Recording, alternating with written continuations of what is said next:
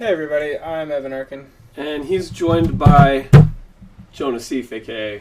Joe. Yes. And we're going to see a match between myself and on your right and Ryan Chadmon on your left. Ryan's playing just a really aggressive red-based aggro deck, splashing black for some really potentially backbreaking cards. And I'm playing a little number, Bant I called it. I decided in the last 2 hours before FNM that I wanted to play. I looked in my binder, realized that the only play sets of cards that I owned in Standard was Geist of St. Traft and Kyrian Dryad, and I have a love relationship with Kyrian Dryad, love. And so I went over to Joe Naseef's house and I sat down at his kitchen table and I was like, we're making a Bantgro deck. And that's and what here we I did. am playing in the finals. Yeah, finals of our 52-man FNM. Yep. And I didn't lose a game going into this, but then I get crushed karma. Nope, just kidding. We'll see. So Ryan leads out with Rakdos Cackler, which turn is one. very aggressive. Yep, and I named Cleric with Okay. my Cavern and cast my Dryad. Kyrian Dryad. Which, I don't know what happens, but I'm going to go ahead and guess that this doesn't live very long. It's not the best card against tons of red removal Right. spells. Yeah, so But, I had to try to live the dream. I think Ryan just drew a bonfire, which she did. She checked it, saw that it was a miracle, looked at it for a minute, was like, can't do anything with this, I'm just going to put it in my hand. Right, and she casts an Ash Zealot and starts to crush me. Yeah, which is what these decks do. I think you called this deck Dirty Red. It's a red deck. Red deck wins basically with just Some a black few cards. black cards. Okay. Like Rakdos' Return and stuff like that. Okay, I understand. So I draw, and I'm looking at my Hallowed Fountain awkwardly like, oh, that's a lot of life. Yeah. Is that going to push out... are you going to take the two here? I think for a little bit, Yeah. because I have a Geist of St. Traft in my hand, but I also have Kyrian Dryad and Unsummon or Thoughtscour in my hand. So right now I'm deciding between casting Geist of St. Traft or having two Kyrian Dryads in play and then getting to cast a spell during her turn to grow them both. Okay. And you'll see what I end up doing in a second here. So the thing is, I don't want to lose my Geist of St. Traft by blocking, and I know that I'm not going to be able to race her at this point, probably even with Geist. Okay. So I try. My goal right now is to stabilize. So I end up taking two off this Hallowed Fountain. Which, regardless if you're going to play Geist or I have to do it. Yeah, you have to do that. Yeah, and then think for a second, and then end up playing my Kyrian Dryad. Yeah, I'm okay with that. Yeah, so my line of play is to have two blockers that'll both be 2/2s when I cast my spell, and try to trade resources with her as much as possible. Okay, so let's see what happens here for Ryan. Draws. Looks at it, and it's a Thundermaw. Thundermaw. Yeah. Yep. So There it Ryan is on 2 lands. She really doesn't need to be drawing any more lands except to be playing that Thundermaw and possibly the Bonfire. So right. Searing Spear. That was also when she checked that Bonfire. I saw her. So my line of play, I kind of wanted to tempt her to try to Bonfire away my Kyrian Dryads and respond with a spell. Right. For one. But I double block on her Rakdos Cackler and then unsummon the Ash Zealot just to make sure she can't kill one of my Kyrian Dryads, and I just want to make sure I trade with that Rakdos Cackler. Sure. Yeah. And put a counter on both my Dryads, grow them a bit. And she Searing Spears one anyways, and then I get the trade. Which is in is reality, exactly this why I is double what you block. wanted. Yeah, That's the best line of play for you. Yeah, I felt really good about that turn. Casting Geist here is the best thing that can happen. I slammed Geist, and that's exactly why I played the previous turn the way I did. I wanted to try to get resources from her, and then see if I could stabilize and play Geist. So... no, okay, so... You're leaving up Syncopate because she missed a land drop. Yes. Okay. That is true. She has another Bonfire at this point now. Yes.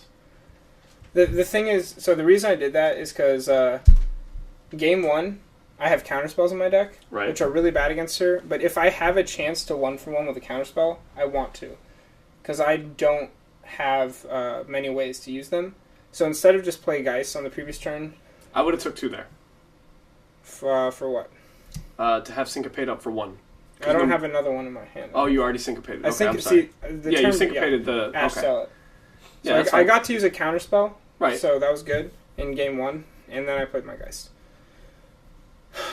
So 1 attack from the Geist will Ooh. So she just passes. And that is a very good play. Mm-hmm. She's a very good pilot of her deck. Yes. This was a really tough matchup for me. Most people would have attacked me. Oh, yeah. And she'd know that I have a really hard time with that, and I have to pass back. Right. No way I'm losing my Geist in that attack. So, at this point, I'm starting to feel a little less good, seeing as she tuned into my strategy and is playing really well. You have one card in hand. You can't attack through that. Right. You can't attack through that. It's an excellent play by Rand. So here's the Rakdos Cap when she passes. Yeah. She's just setting up a board state where she can start nibbling me, attacking, and preventing me from attacking. See, I have a Howl Fountain and Island in play in my hand.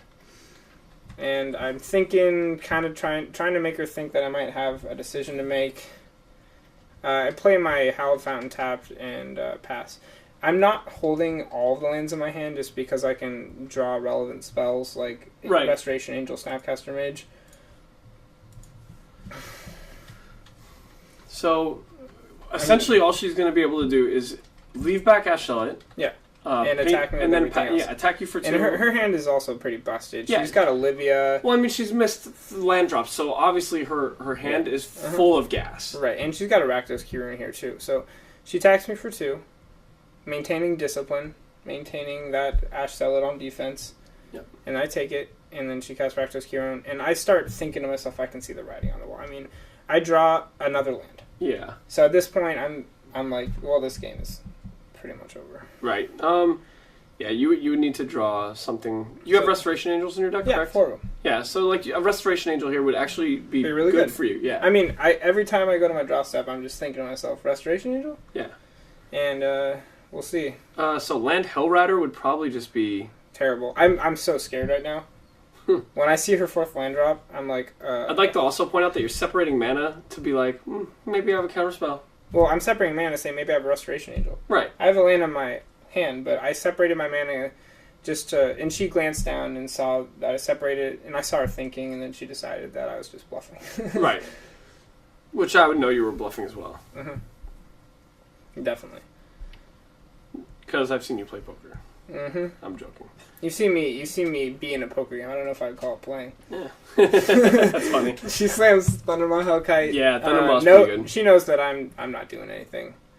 And she thinks about her attack and still maintains that I saw it Which on is defense. still an absolutely correct play. Absolutely a great play. Yeah. And I'm at this point I'm blocking because I have no way to race her and I need to maybe find some answer. Right.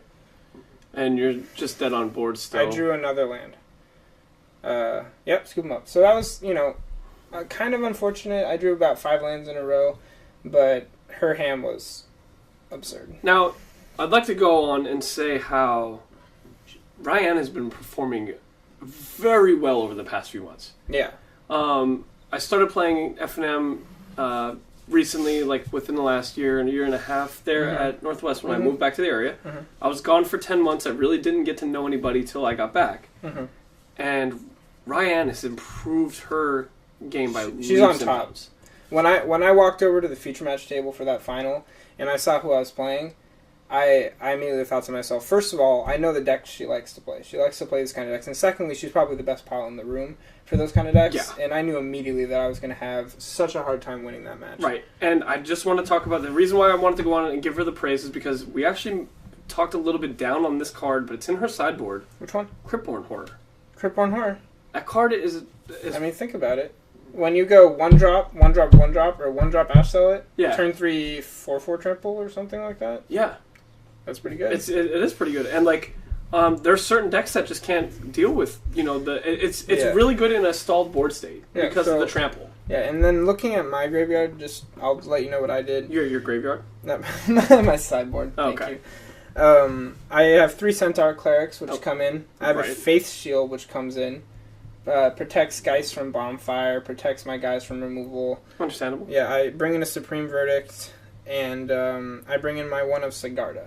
Okay. Just because it's like one of the ways I might be able to win. I have really very few ways to pressure her. Right. And I feel like if I somehow get into a board state where I manage to stall her out and land Sigarda, I'll feel good. I don't think it's necessarily the best thing I have to do, but it's a lot better than a lot of the other things I have to do.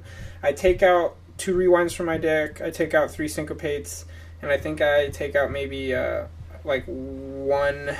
What was it? Like one... Thought Scour or 1 Detention Sphere. I can't remember. Probably not Detention Sphere, but... Alright, No, sorry. I took out 1 Kyrian Drive because I felt really bad about tapping out for it. But... So it looks like Ryan has opted to bring in the Rakdos returns against you. Yeah. I like she it. does. I like it. I think it's a good choice. Cards that I would possibly take out against you would be the probably one of the Olivias, since all she really saw was the Geist and the yeah, and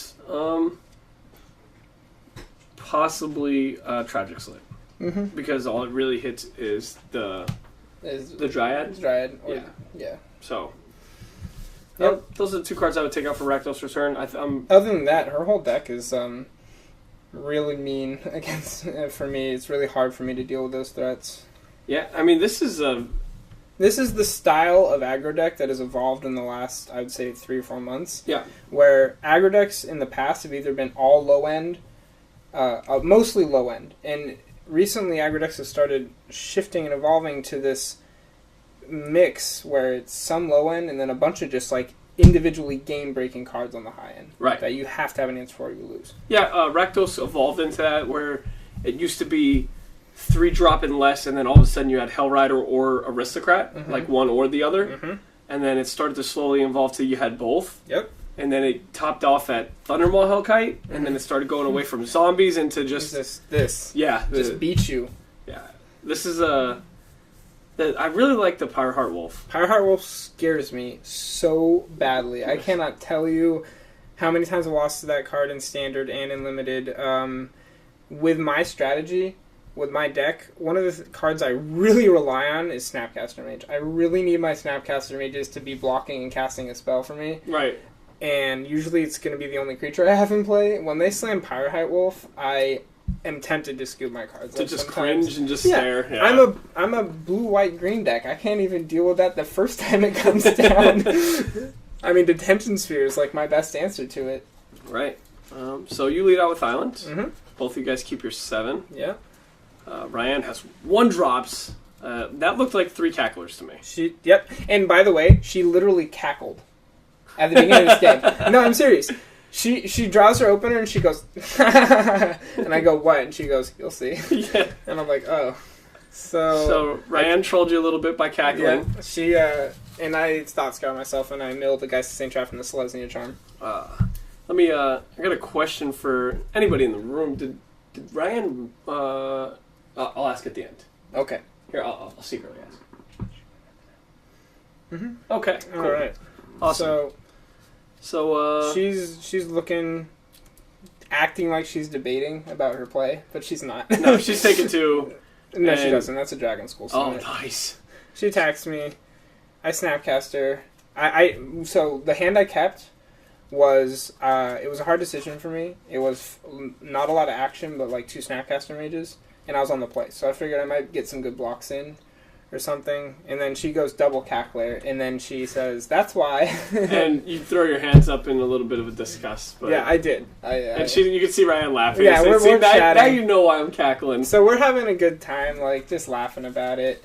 I'm sitting awkwardly on no white mana. That was the decision I had to make. I had Thought Scour, Snapcaster on the play, and I felt like I could not go down to 6 against her, and I had some stuff to do. Here comes Ashell. You'd that on a stack. Yeah, so on the stack, I cast my Thought Scour to not take 3 damage. Absolutely. There goes a much-needed Centaur healer and a White Source. Yeah, so I'm just kind of laughing, like, well, you know.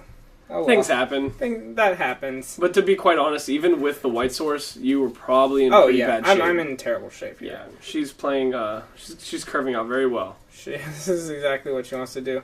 I draw, and I think I drew like a Hallowed Fountain and Cringe. No, it's a Cavern Naming Angel. Nice. Yeah, there we go. So, I do have an angel in my hand, which is good. Yep. I'm conscious of the fact that I'm tempted to block Ashell, but won't because she could just spear my angel after first strike damage. So here is. It looks like she probably is looking at Bonfire. She's looking at it. And she makes the right decision. I would not have Miracle that. for 2. No, absolutely not.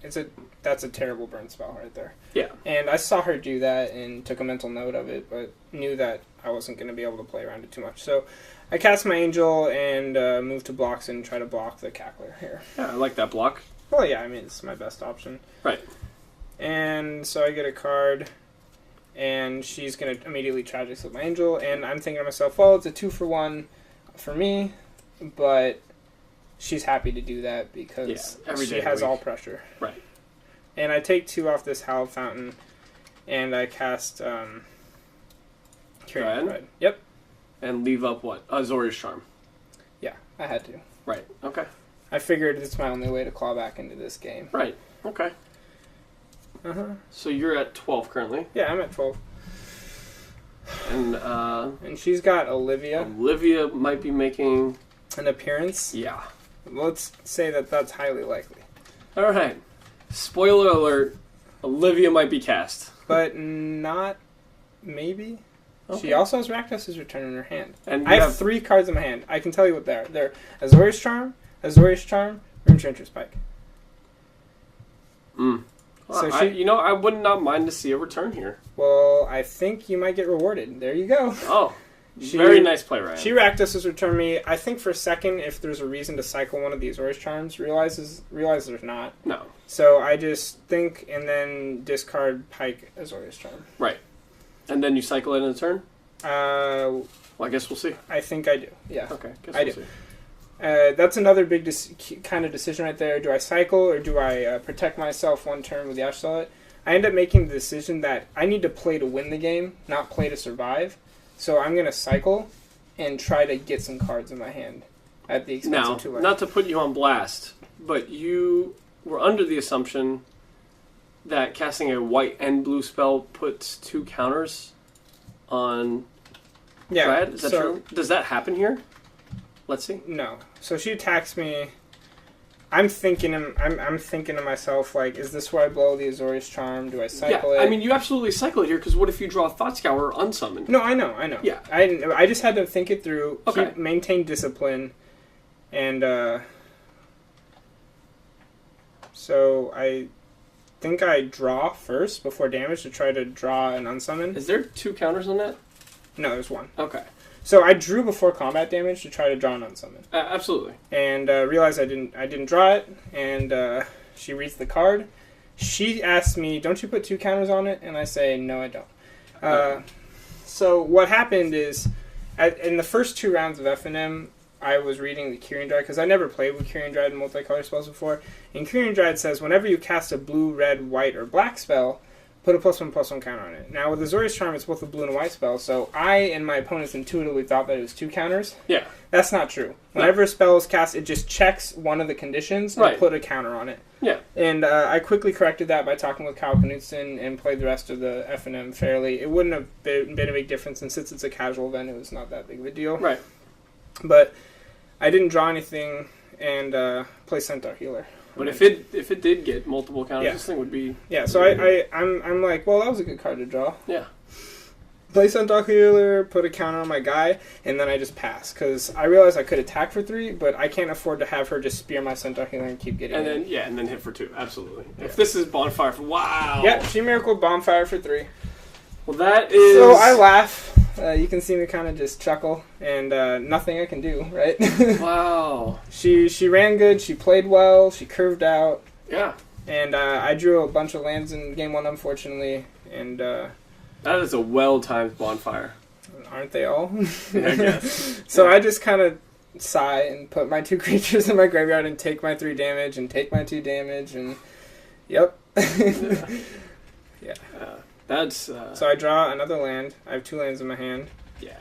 And, oh, wait, no, sorry. Yeah, no, Centaur. I was going to say you had 2 Centaur Heroes last time. You're right. The other card in my hand is land. Yeah. Is this another Bonfire? Because that'd be fun. No, Stormkirk Noble. Okay.